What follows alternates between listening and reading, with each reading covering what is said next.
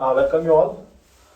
आज हम बात करेंगे 11th का जो एक इम्पॉर्टेंट टॉपिक है, conservative and non conservative forces.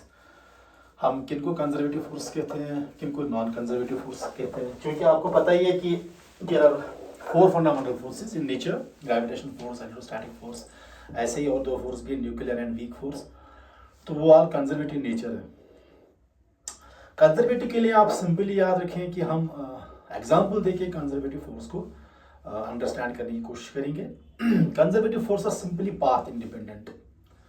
Object कहाँ से जाएगा, कौन सी पाथ फॉलो करेगा, that's path independent, that only depends upon the initial and final point. जैसे डिस्प्लेसमेंट होता है कि displacement initial and final point के दरमियान होता है, बीच में ऑब्जेक्ट कहाँ कहाँ जाएगा, that hardly matters there. The important factor is आपका इनिशियल पॉइंट कहाँ है और आपका फाइनल पॉइंट कहाँ है। उन दो के दरमियान बाकी पार्टिकल किस साइड से जाएगा, that's completely path independent conservative forces. और अगर ऑब्जेक्ट वापस आ रहा है अपनी जगह, then obviously the process is cyclic. तो साइक्लिक प्रोसेस में आप जानते हैं कि कोई भी प्रोसेस जो साइकिल होगी वहाँ पे साइकिल हुई, वहाँ वर्क डन जीरो होता है, और जहाँ पे वर्क डन जीरो होता है that's absolutely conservative in nature. तो फॉर एग्जांपल हम कैसे कहेंगे कि हम कैसे एग्जांपल देके कंजर्वेटिव फोर्सेस को एक्सप्लेन कर सकते हैं। और दूसरा जो एग्जांपल होगा कि विद रिस्पेक्ट टू ग्रेविटी हम कंजर्वेशन हम कैसे बता सकते हैं कि ऑब्जेक्ट अगर इनिशियल पॉइंट से लेकर फाइनल पॉइंट चला गया और फिर फाइनल पॉइंट से इनिशियल पे वापस आया, that net force, that net work done is zero. तो फिलहाल हम एक एग्जांपल देखेंगे कि the conservative force is path independent. Show that the conservative force is path independent. Conservative forces are path independent. बहुत इंपॉर्टेंट है, हम एग्जाम्पल के साथ समझाएंगे। और conservative forces only depends upon the initial and final point, ये आप याद रखें। ऐसे अगर आपका ऑब्जेक्ट है ए से बी चला गया, ए एंड बी पे डिपेंड करेगा। अगर ऐसे चला गया ए से बी, तो यह पे भी डिपेंड नहीं करेगा, ए टू बी पे डिपेंड करेगा। यहाँ पे जो है पाथ है इसने चेंज कर दी, कोई फर्क नहीं पड़ने वाला है, सिर्फ इनिशियल और फाइनल पॉइंट पे डिपेंड है, इनिशियल एंड फाइनल पॉइंट पे डिपेंड है। अब इस चीज़ों का कैसे हम अंडरस्टैंड कर सकते हैं। सपोज एक ग्राउंड सरफेस है, अर्थ की सरफेस है, ग्राउंड सरफेस, यहाँ पे एक बॉल हमने रखी है और इस बॉल को हम ऊपर की तरफ थ्रो करते हैं, and this ball moves up at height h, और जो फोर्स है वो भी हमने ऊपर की तरफ लगा दिया है। Direction of force is also upwards and same time displacement is upwards. जब ऑब्जेक्ट यहाँ पे पहुंचेगा, it will have a height h from the surface of earth, and the applied force is F, which is in the same direction as h। वो यहाँ displacement और force की direction same है, so burden जो होगा WD will be equal to F into h into cos theta। so यहाँ ऊपर की तरफ force है, applied force ऊपर की तरफ है, और displacement h भी ऊपर की ही तरफ है, तो दोनों पैरेलल है। theta is equal to 0 degree, so you get W is equal to F into H into cos 0 degree. So WD is equal to F into H, or you can write WD is equal to F, यहाँ पे होगा object का मास M, वो wait होगा, F will be equal to mg into S। This is the work done of an object when I throw it up from point A to point B. The work done will be simply equal to also known as potential energy, that's a function of h। so your WD is equal to function of h, this is function of height। जितना ये height ऊपर जा रहा है, क्योंकि m constant है, g constant है, it varies h, तो यहाँ b पे जो वर्डन होगा that will be mgh, जब से ट्रैवल h हाइट की।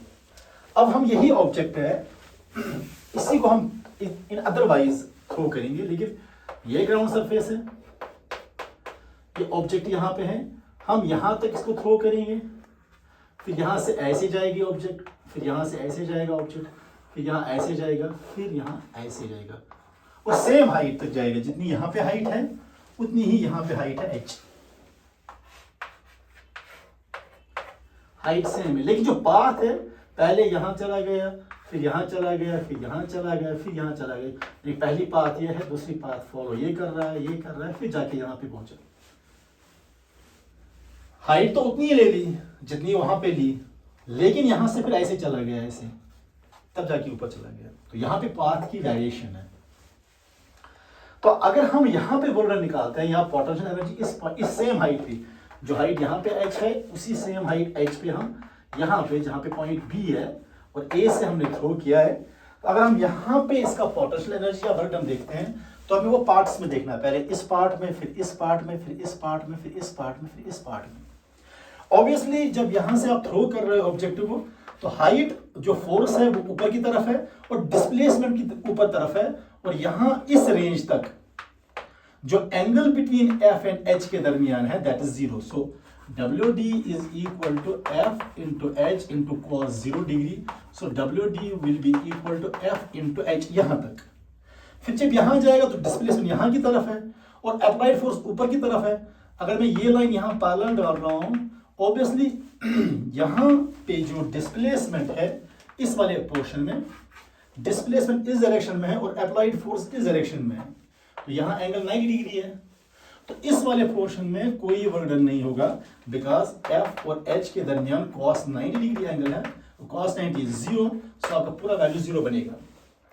अब हम जब इस पोर्शन पे चलेंगे तो ये वाला h इस वाले को हाइट को ऐड करेगा यहाँ पे, सो यहां फिर से ही एंगल 0 डिग्री है। cos 0 is simply 1, you get fh इस वाले पोर्शन में। और जब यहां पे पहुंचेंगे इस वाले पोर्शन में, डिस्प्लेसमेंट यहां की तरफ है, अब डिस्प्लेसमेंट ऐसे है लेकिन f फिर भी ऊपर है, तो सेटल 90 डिग्री। तो इस वाले पोर्शन में भी आपका वर्क डन 0 है, इस वाले पोर्शन में भी आपका वर्क डन 0 है, यहां भी 0 है। लेकिन ये लाइन हम ड्रॉ यहां पे करेंगे, इस वाले लाइन में फिर भी आपका वर्क डन जो निकलेगा WD is equal to F into H, और WD will be equal to mgh. The same work done as you have in this case, you get the same work done in this case. Although it changes its path, लेकिन जो ये दो चीजें हैं इस जगह पे और इस जगह पे, displacement becomes perpendicular to the height, so they will not contribute to any work done. The work done in these two portions will be equal to 0, and this line will add up to this line, और ये पूरी line h बनेगी, and you will get work done is equal to f as cos 0 degree, work done is equal to f into h, or work done is equal to mgh. This is same as this one. By this example, we concluded that the work done or this force is is path independent. The conservative forces are path independent, क्योंकि यहाँ पे आपने path change की लेकिन फिर भी mgh ही निकला, वहां पे आपने पाथ स्ट्रेट रखी mgh ही निकला। अगर ऐसे भी पाथ होती, सपोज ऐसे भी पाथ होती, यहाँ से जाता बॉल यहाँ तक, लेकिन आपको सिर्फ स्ट्रेट लाइन डालनी है h, लेकिन नेट डिस्प्लेसमेंट, तो यहाँ पे नेट डिस्प्लेसमेंट काम करता है, force into net displacement, that gives a concept of conservative forces. If h is 0, then if displacement is 0, then conservative you have a conservative force equal to 0. h 0 का मतलब है कि ऑब्जेक्ट वापस भी अपनी जगह आ चुका होगा, या it is in path independent, और h equal to 0 means this is a cyclic process. h 0 means अगर आपका ऑब्जेक्ट यहाँ से यहाँ चला गया फिर वापस आ गया तो h is 0. Although it travels from A to B and then B to A, your h is 0, so your potential energy or your work done is also 0. Work done 0 means conservative concept. Work done 0 होने का मतलब है कि force is conservative, and this example shows that the conservative forces are path independent. They only depends upon the initial and final point. पहले यहाँ चला गया था, फिर यहाँ, फिर यहाँ, फिर यहाँ, लेकिन it only depends upon from A to B, and you get the same result mgh. अब दूसरा एग्जाम्पल हम देखते हैं कि work done the forces are, if the forces are conservative in nature, then work done is equal to 0. ये conceptual questions है. If work done is equal to 0, this implies forces are conservative in nature, or the process is cyclic. ऐसे ही हो सकते हो, conservative in nature. Different type के question आ सकते हैं, तो आंसर एक ही होगा. If work done is equal to 0, then forces are conservative in nature, or for a conservative forces show that the work done is 0. And also we have shown before that the work done, the conservative forces are path independent. Now we show the work done, the total work done for a cyclic process or for conservative force is equal to 0. Suppose अब यही object है, यहाँ पे object यहाँ पे, और we throw it at height h. यहां हम बात करेंगे ग्रेविटेशनल फोर्स की. जब ऑब्जेक्ट, एक बात मैं बता दूं, आप याद रखें, जब ऑब्जेक्ट ऊपर जाएगा तो ऑब्वियसली ग्रेविटेशनल फोर्स जो होगा वो डाउनवर्ड्स होगा, एफ जी, और डिस्प्लेसमेंट ऊपर की तरफ जा रहा है, एच. मैं इस वक्त prove the gravitational force is a conservative in nature, मैं उसकी एग्जांपल देने जा रहा हूं कि अगर वो प्रूव करना है कि show that the gravitational force is conservative in nature, तो फिर मैं एग्जांपल दूंगा कि एक ऑब्जेक्ट को अगर हम यहां से ऊपर भेजते हैं और फिर वो अपनी जगह वापस आ जाता है with respect to gravitational force, then the total work done is 0. We will show the total work done is 0 with respect to gravitational force, hence we can prove that the gravitational force is conservative in nature. अगर आपका question आता है कि show that the gravitational force is conservative in nature, ये example हम quote करेंगे. और कोई जनरली भी कोई क्वेश्चन आता है कि show that the conservative forces are show that the conservative forces show that in case of conservative force the work done is 0, यही भी आप लिख सकते हैं. Suppose this an object A and we throw it up to the object B. It travels a height h, so it reaches at height h. हम जब ऊपर की तरफ इसको फेंक रहे हैं, ऑब्वियसली थ्रो कर रहे हैं, तो ग्रेविटेशनल फोर्स जो है वो नीचे की तरफ टेंड करेगा इसको लाने के लिए. The gravitational force will be downwards. So your work done will be, work done due to gravitational force will be equal to F G into H. So W G will be equal, this will be M G H, and the angle cos theta cos 180 degree, because gravitational, मैं जैसे चाक को भी ऊपर फेंक रहा हूं, displacement ऊपर की तरफ है लेकिन चाक को ग्रेविटी नीचे खींच रही है, तो ग्रेविटेशनल फोर्स नीचे की तरफ है toward the centre of earth, और डिस्प्लेसमेंट ऊपर की तरफ है. The angle is 180 degree because I am throwing upwards the chalk at height h and gravitational force is downwards. The angle is 180 degree. Similarly, you have WG is equal to mgh in this -1, and this comes out to be minus mgh. This is the gravitational force when the object goes from A to B. Now object comes from B to A.